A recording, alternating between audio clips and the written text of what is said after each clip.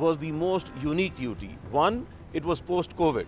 Two, it was a hybrid model. So it was virtual and it was also in-class model in which the 48 participants had to go through a very grueling, nearly 4-week exercise, and with each day it has been moving forward and becoming interactive. And let me tell you, the chat site was absolutely on fire because everyone, not only from Pakistan but also the Kenya observers, the Mexico observers and the whole team sitting in Vienna, everyone was participating, and we were cross-learning, we were cross-sharing, and we were building upon the knowledge, the foundation which was set by the International Academic Group.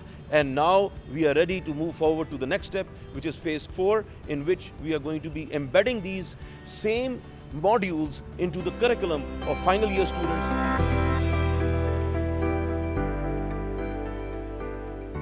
It was exhilarating, and I think we learnt a lot because we learnt about those things that actually Pakistan needs. We need to inculcate the ethical behavior within our kids, and so that they can become responsible citizens down the road. So I found it very informative, but it also surprisingly helped me with my teaching skills. I feel that I'm a better teacher after having gone through this. As a university teacher, everyone should go through this so that they can inculcate it within their students and in their teaching practices.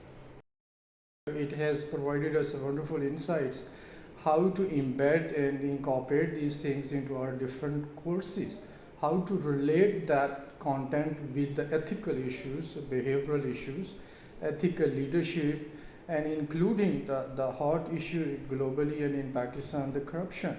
So it has provided us indigenous material, so it will really help us in encouraging dialogue, conversation and discussion in the classroom. It was a wonderful opportunity.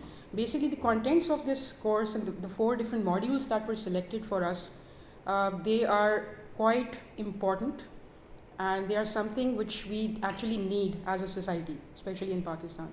They were highly contextualized, and the challenges of ethical living is something which is practiced every day. We as individuals do a lot of things that actually, without even realizing that they are not quite ethical in nature, we do them.